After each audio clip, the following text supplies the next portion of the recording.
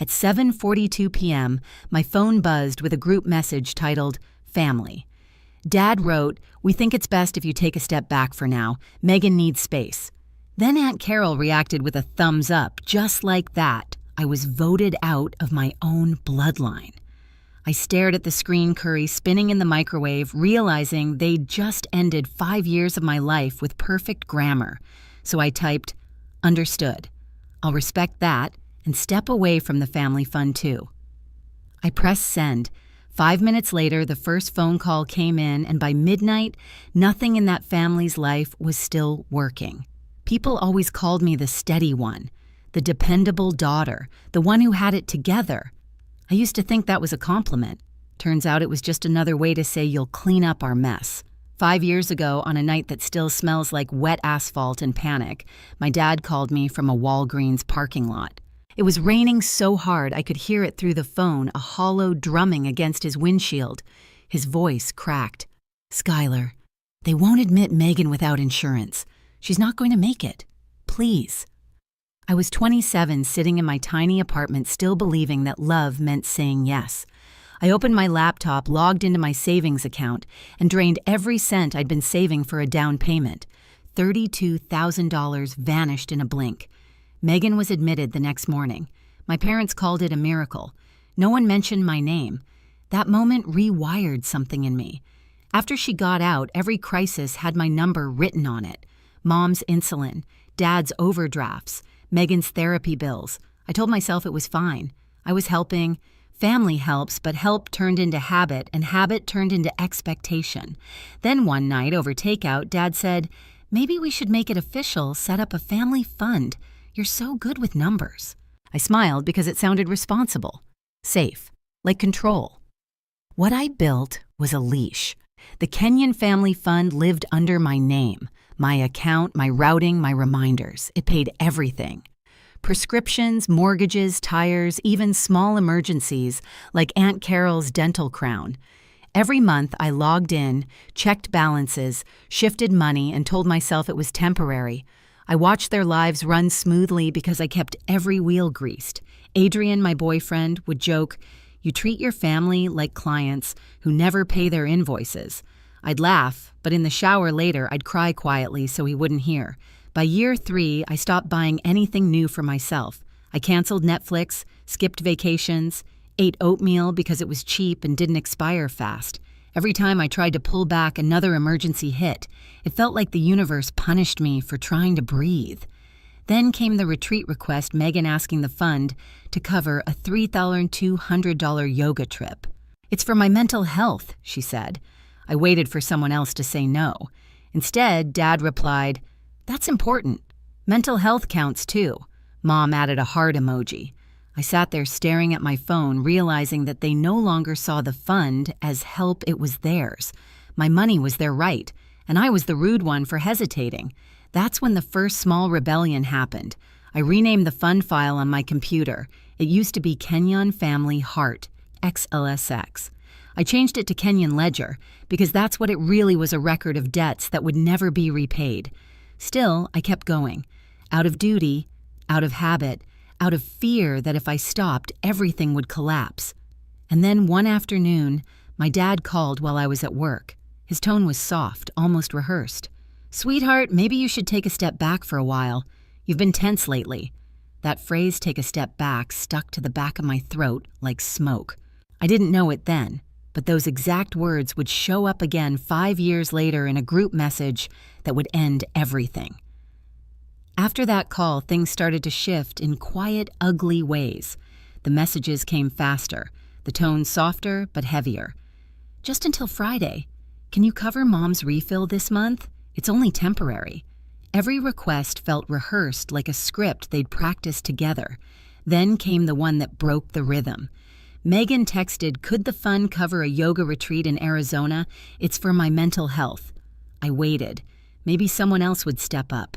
Dad replied first, "That's important. Mental health counts too." Mom added a heart emoji. That was it. Decision made. My silence was their consent. That night, I sat in front of my laptop looking at the fund account like it was a living thing. The balance blinked back at me, smaller than it should have been. There were new withdrawals dates. I didn't recognize stores I hadn't approved. A patio heater gas charges something labeled retreat deposit. I took a screenshot. My hand didn't even shake. The next morning, Dad called, pretending calm. "Hey, Rubes. Sorry, Skylar. Did you see Megan's message? We were thinking maybe the fund could cover half." "Half?" As if I were a committee. I said quietly, "Dad, the fund was for emergencies." He chuckled like I was being dramatic. "Mental health is an emergency. Then maybe she should talk to a therapist, not a travel agent." The line went cold. That's when he sighed, the same disappointed father sigh that folds you back into being 12. "You've changed, Skylar." He was right. I had. A few days later, I got the official calendar invite family check-in call Thursday, 8:00 p.m. The subject line had a smiley face. I joined out of politeness, still believing maybe they just wanted to talk. Within 5 minutes, Megan hijacked the call. "I just think Skylar's energy has been really toxic lately. It's not just about the money, it's the attitude." I sat frozen. Mom chimed in, gentle but cutting. "Sweetheart, maybe just listen first," Dad added. "We're only saying this because we care." I forced a smile. "I've been listening for years. I paid for you all to keep talking. Tonight I'd like to finish a sentence." Silence. Then Dad said it, the same phrase from that phone call months ago. "Maybe you should take a step back. Give everyone some space." There it was, the exact script delivered again, but this time rehearsed by all of them. I smiled faintly. "Okay, I'll do exactly that." They didn't know what those words meant coming from me. They thought I'd sulk, maybe send flowers later. Instead, I opened my laptop that night, renamed the fund folder again, and whispered, "You wanted space. You're about to have plenty." That night, while the city exhaled outside my window, I sat at my desk and opened the Kenyon ledger. Rows of transactions glowed against the dark rent, co-pays, prescriptions, car repairs. I stared at the numbers until they blurred into years. Then I started deleting. Auto pay off, transfer canceled, utility payment paused. Each click felt surgical, like cutting oxygen lines one by one. I downloaded the final statement and saved it to a new folder, Kenyon Ledger. Final. The name felt right. 5 years of lifelines reduced to clean rows and digital proof. When the last toggle turned gray, the quiet in my apartment changed. It wasn't peaceful yet, more like the silence before an alarm. I poured coffee, sat back, and whispered, "You wanted space. I'm giving you distance." At 3:11 a.m., my phone started buzzing. Once, twice, then continuously until the light strobed across the ceiling. 12 missed calls, 20, 30, 89 by sunrise. Dad's voicemail came first. The bank flagged everything. "What happened? Are you okay?" Then Mom, "Sweetheart, this isn't what we meant. I need my prescriptions. Please call." Then Megan, sharp and trembling, "You're cruel. You know I needed that payment. You've always been jealous." Jealous. Of what? Their dependence. Their chaos. I didn't reply. I watched the notifications pile up like snow. When the phone finally stilled, I exhaled. The silence didn't hurt. It hummed. At 8:00 a.m., Adrian called. "So, space, huh?" I laughed for the first time in weeks. "Turns out it includes my bank login." He hesitated. "You want me to come over?" I thought for a moment, then asked, "Didn't your ex Mara move into bank compliance?" He blinked. "Yeah, why?" "No reason," I said, "just curious." That was my first step from emotional defense to tactical offense. By noon, Dad texted again, "We can fix this, just turn the automatic things back on." Aunt Carol chimed in, "Families need grace." Grace to them meant my money. I closed my laptop and said softly, "Grace doesn't pay overdraft fees." That afternoon, the pharmacy called to confirm a declined card.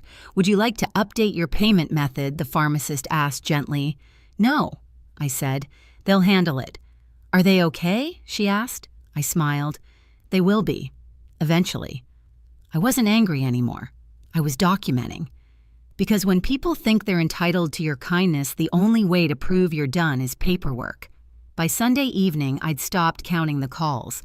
My phone looked like a crime scene of missed connections, Dad's number flashing between urgent and angry Mom's voicemails, bleeding into guilt, Megan's texts swinging between tears and rage. Then a new one appeared, Family Zoom, 7 p.m. The subject line read, Casual check-in. Casual. Right.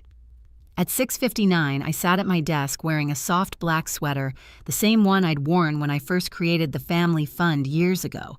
There was symmetry in that. My hair was tied back, my voice steady. The Kenyon ledger folder sat open beside my laptop like a quiet witness.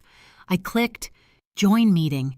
Faces bloomed across the screen, each one familiar, each one pretending not to be cornered. Mom looked tense, hands clasped so tightly the knuckles whitened. Dad paced behind her, jaw set. Megan's eyes were already red, though I doubted from crying. Aunt Carol sat centered in her frame, pearls gleaming, the self-appointed judge of the family court. Cousin Emily, ever the peacemaker, smiled too brightly. Hi, everyone. Let's all just keep this civil. Okay, of course, I said. I'd hate to interrupt anyone's civility. Dad leaned in. You didn't have to cancel the fund, Skylar. You could have just talked to us. I smiled calm. I didn't cancel it, Dad. I closed it. It was in my name, my routing number, my liability. Mom's voice trembled. That money was keeping us alive. No, I said softly. I was. Aunt Carol sighed dramatically. Families go through rough patches, dear. You don't just turn off love. I met her eyes. You're right. I turned off autopay. For a second, no one breathed. Megan slammed forward. You're enjoying this, aren't you? Watching us struggle. You made everything about control. I tilted my head. I made it about accountability. Dad crossed his arms. We trusted you. That was my cue. I reached for the mouse and clicked share screen. The spreadsheet filled the display rows of color-coded cells, years of payments, dates, and notes. At the top, bold black letters read, Kenyon Ledger XLSX. Mom gasped. What is this? 5 years, I said evenly. Every bill, every copay, every emergency you called love. Lines of data scrolled down like confessions. Rent for Megan's apartment, insulin refills, tires, therapy, mortgage gaps. A dental crown for Aunt Carol. Beside each entry, the totals stacked into one brutal truth, $187,421,000, Emily whispered. Wow. Aunt Carol's smile tightened. Someone loves keeping receipts. I looked straight at her. Someone had to. Otherwise, you'd still call me dramatic instead of accurate. Mom covered her mouth. You tracked all this, I nodded. No one else was keeping score, and I was tired of gaslighting myself. Dad's face went pale. You didn't have to humiliate us. I didn't, I said quietly. I protected us until you made it clear I was the only one who had to. The silence grew so dense it hummed. I clicked to the next tab, another spreadsheet smaller labeled What If. Adrian had helped me build it. The totals showed what I could have saved if I hadn't been their safety net. A modest home, a retirement start, a life. Megan's voice broke through. You think money makes you better than us? No, I said, but it's the only thing you ever came to me for. A flicker of movement caught my eye, Dad's phone lighting up beside him. He was texting, probably trying to coordinate damage control. I scrolled again and pulled up a PDF. Before you decide who's cruel, you might want to see this. The document filled the screen, Kenyon Family Wellness LLC loan application, $80,000. Filed under my name, my social security number, my forged signature. Mom froze. Dad stepped back like the light itself had burned him. This, I said, tapping the screen, was submitted 2 days after you asked me to take a step back. If I hadn't closed the fund, the bank would have released the money straight into a fake business you co-signed. Aunt Carol swallowed hard. That can't be right. Oh, it's right. Carmen at the bank confirmed it. I called her this morning. Megan's tears stopped instantly. You went to the bank, of course. Fraud tends to get their attention. Dad tried to recover. We were just trying to find a way to help Megan. I looked at him almost gently. No, you were trying to help yourselves. You taught her that rescue was my job. But the job's over. I reached beside me, lifting a neat stack of papers into frame. I've already spoken to a lawyer. Every joint account authorization has been removed. Shared cards canceled. Utilities separated. I even notified the IRS. Mom's voice rose brittle and small. You wouldn't. I already did. For a beat, no one spoke. I could see it, the dawning horror of accountability. The moment a family that ran on dependency realized the faucet had truly shut off. Aunt Carol forced a brittle laugh. "You're so dramatic, Skylar. We'll talk when you've cooled down." I smiled faintly. "You don't understand. There won't be another conversation. Love without boundaries becomes debt, and I just paid mine in full." I ended share screen. The blank of the Zoom grid glared back, every face trapped in a different shade of denial. Dad's jaw clenched. "So what?" "You want us to beg?" "No," I said. "I want you to learn how to live without draining me." Then I took a breath, slow and calm. "You told me to step away." I did. And with one click, I hit leave meeting. The screen went black. My reflection appeared a woman I barely recognized. Not angry, not trembling, just free. I sat there staring at the dark monitor, listening to the hum of my refrigerator. It sounded like applause. Outside, the city glowed indifferent. Inside, the quiet finally belonged to me. For 5 years, I'd been financing their peace. Tonight, I bought mine. For 2 days after that call, my apartment felt like the eye of a storm. The phone barely stopped buzzing. Dad's messages swung from fury to desperation. "Please fix this before we lose the house." Mom's voicemails trembled with guilt. "You've gone too far, sweetheart." And Megan's texts came in all caps, "You ruined us." I didn't answer any of them. I just let the notifications pile up until the sound became background noise, like rain on a roof I no longer lived under. On the third morning, the buzzing stopped. The silence was thick and strange, but it didn't hurt. It hummed.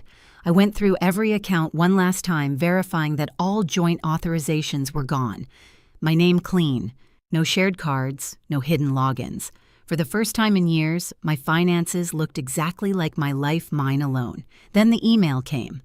From the bank, suspicious business loan application, Kenyon Family Wellness LLC frozen pending investigation.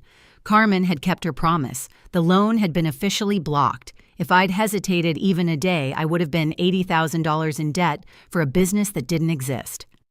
That night, Adrian came over with takeout. He didn't ask for details. He just sat beside me and said, "Proud of you." That word proud broke something open inside me. It was the first time I'd ever heard it without strings attached. A week later, I got a call from Uncle Ray, the family's black sheep, the one they'd written off years ago. His voice was gravelly but kind. "I heard what happened," he said. "You're not the first, Skylar. Just the first who shut the faucet off." I laughed through tears. "You mean they did this before?" "Not the loan part," he said, "but they bled me dry in the 90s. I moved states to survive it. Every generation has one who breaks the pattern. Looks like it's you." When we hung up, I cried for a long time, not from sadness, but relief. Someone finally understood. For the first time in years, I slept through the night. No buzzing phone, no overdrafts, no guilt. Just quiet, the kind you earn. A year has passed since that night. My life is small now, peacefully so. I rent a modest apartment with creaky floors that sing when I walk barefoot. I cook dinner with Adrian instead of ordering takeout, and when I check my bank app, there are no surprise withdrawals, no panic. Just calm numbers that belong to me. Last Christmas, Mom emailed a photo of the family by the tree gifts, unopened smiles forced. The subject line said, "Family still means something." I didn't reply. Coming home would mean giving them the keys to everything I rebuilt. Now, when I scroll back to that group chat, the one with Aunt Carol's little thumbs up, I don't feel anger. I feel proof. Boundaries aren't revenge. They're instructions for how to love me correctly or not at all. If you've ever had to draw that line, you're not alone. Share your story below.